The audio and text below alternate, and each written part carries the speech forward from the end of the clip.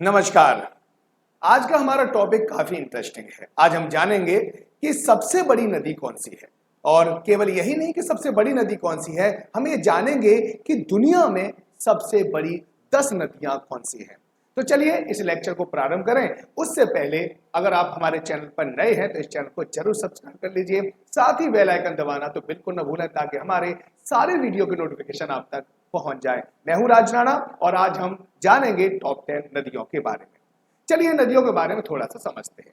नदियों की उत्पत्ति यानी नदियां कहां से उत्पत्ति होती है, उनका विकास का जो अध्ययन होता है उसे हम अपवाह तंत्र में करते हैं, ड्रेनेज सिस्टम में करते हैं। साथ ही नदियां उनकी सहायक नदियों के द्वारा जो बहुत सारी ज्यामितीय आकृतियों का निर्माण होता है उन्हें हम अपवाह प्रतिरूप के नाम से जानते हैं।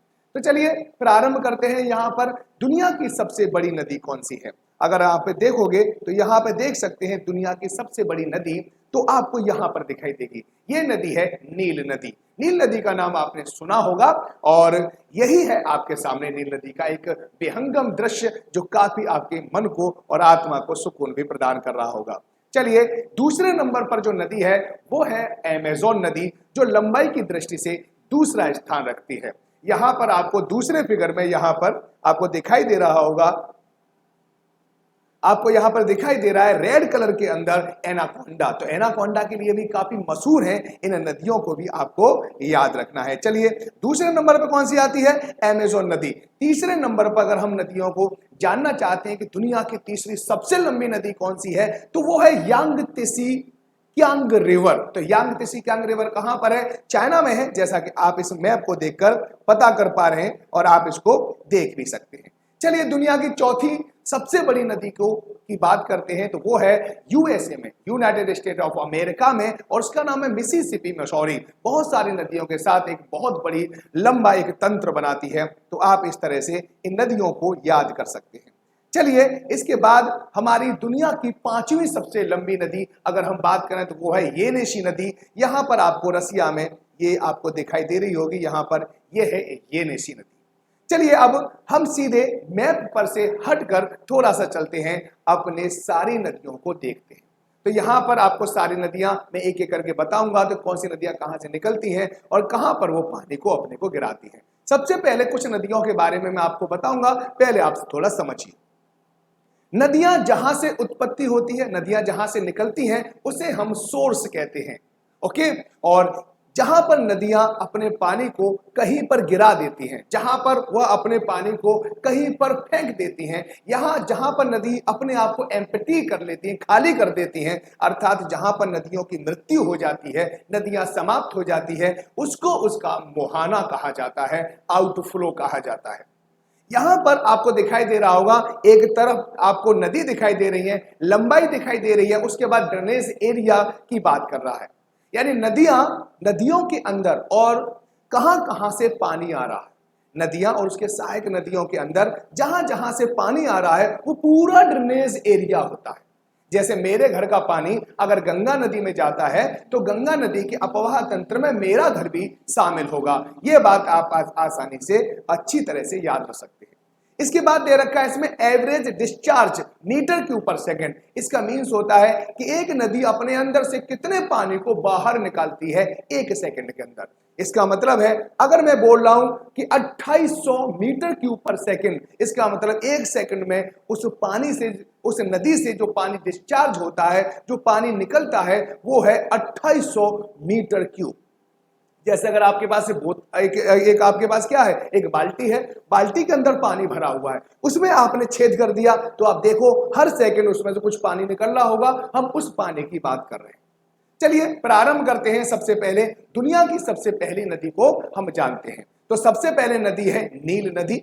अब केवल ये नील नदी नहीं है, वहां पर व्हाइट नील भी है, वहां पर कगेरा भी है, वहां पे न्यावारोगा भी है, वहां पे मेवा भी है और वहां पे रुकसरारा नदी है। ये सारी नदियां नील नदी का एक तंत्र बनाती हैं। लंबाई है 6650। आप देख सकते हैं यहाँ पर ड्रेनेज एरिया इसका 32,54,555 है। एवरेज डिस्चार्ज 2800 है। Ethiopia, Eritrea, Sudan, Uganda, Tanzania, Kenya, Rwanda, Burundi, Egypt, democratic Republic of Congo, south Sudan, यहां पर यह नदी बहती है। यह नदी भूमध्य रेखा और कर्क रेखा दोनों को काटती है। दुनिया की दूसरी सबसे लंबी नदी है वो है अमेज़न नदी। इसके साथ और भी नदी है, यूकेलाई है, टेम्बो है, ईन है, मेंटेरो है। इसकी लंबाई 6400 किलोमीटर के आसपास है। ड्रेनेज एरिया है 70 लाख। आप देख सकते हैं यहां पर एवरेज डिस्चार्ज का बहुत ज्यादा है।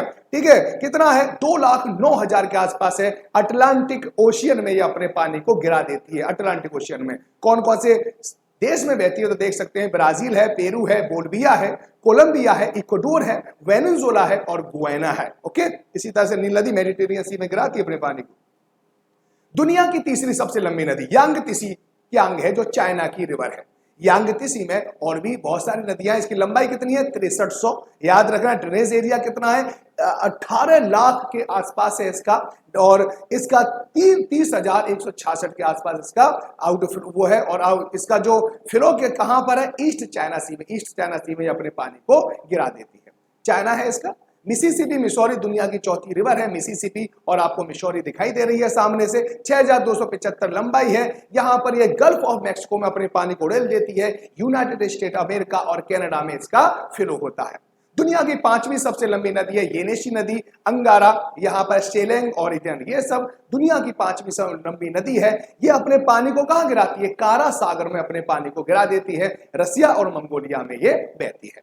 दुनिया की छठवीं सबसे लंबी नदी है, उसका नाम है येलो नदी। अब येलो नदी कहां पर होती है? बोहाई सी में अपने पानी को उड़ेल देती है, वो उसका मुहाना है। चाइना में ये बहती है, आप इसको देख सकते हैं। ओब इरिटाइस ये है, और इसकी लंबाई है 5410 किलोमीटर के आसपास। ओके, और ये गल्फ ऑफ ओब में अपने पानी को उड़ेल देती है, अर्थात वहां इसका मुहाना है। रसिया, कजाकिस्तान, चाइना और मंगोलिया, इन देशों में बहती है। दुनिया की आठवीं नदी है, ठीक है, रियो ड प्लाटो, पराना, रियो ग्रैंडे, 4880 की लंबाई है इसकी, और ये अपने पानी को गिरा देती है रियो डी ला प्लेटा में। याद रखना। और कहां कहां पर है ये?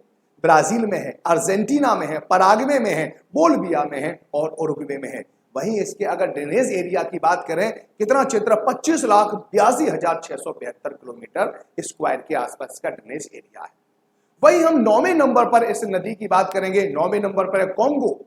कोंगो में एक और नदी मिलती है, चैम्बेसी, 4700 किलोमीटर का क्षेत्र अटलांटिक ओशियन में ये गिर जाती है। Democratic Republic of Congo, Central African Republic, Angola, Republic of the Congo, Tanzania, Cameroon, Zambia, Burundi और रवांडा, इन देशों में ये बहती है। इसके बाद 10वीं नदी, जो हमारी सबसे आखिरी नदी होगी, वो है अमूर नदी। ठीक है, आर्गुन, खेरलेन नदी, ये सब मिलके ये एक तंत्र बनाती हैं। ठीक है, ये सी ऑफ ओखोटस्क में अपने पानी को गिरा देती है, और रसिया, चाइना और मंगोलिया में ये बहती है। अब देखिए, हमारी ब्रह्मपुत्र नदी 15वें नंबर पर आती है। ब्रह्मपुत्र नदी, यारलुंग, सांगपो, ये सब मिलकर 3969 की लंबाई है इनकी।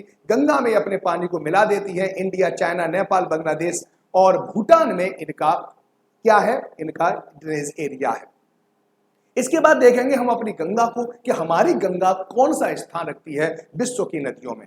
तो यहां पर आपकी गंगा नदी आ जाती है। गंगा नदी 34वां स्थान रखती है। गंगा, हुगली और पद्मा, ये तीनों का एक संयुक्त मिश्रण है। 2704 की लंबाई है। बे ऑफ बंगाल में अपने पानी को उड़ेल देती है, मुहाना है। इंडिया, बांग्लादेश और नेपाल में ये बहती है।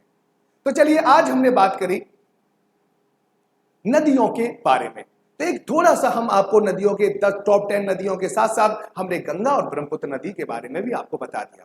यहां पर बस आपको सीक्वेंस में याद रखना है, बाकी सारी जानकारी आपको इस वीडियो में मिल चुकी है, और आप रुक के या आप रोक के भी इसको देख सकते हैं। तो आपको सारी चीजें दिखाई दे जाएगी कि इसकी लंबाई कितनी है, उसका ड्रेनेज एरिया कितना है, कौन कौन से देश में बहती है, वो सारी चीजें आपको मिल जाएगी। चलिए, यहां पर थोड़ी सी बात समझते हैं जल चक्र और नदियों के बारे में। और ये आपको सामने एक फिगर दिखाई दे रहा है। नदियां जल चक्र में सबसे महत्वपूर्ण भूमिका निभाती हैं। वर्षा का जल धरातल पर गिरता है, उसे धरातली नदियों तथा कुछ मात्रा में अंडरग्राउंड नदियां भी होती है बेटा, वो हम आपको बताएंगे आगे चलकर, पुनः समुद्र में पहुंचा देते हैं। भारत का उदाहरण देखा जा सकता है। भारत में औसत वर्षा कितनी होती है? 120 सेंटीमीटर। कितना पानी इकट्ठा हो जाता है? वो लगभग 37,440 मिलियन घन मीटर के बराबर होता है।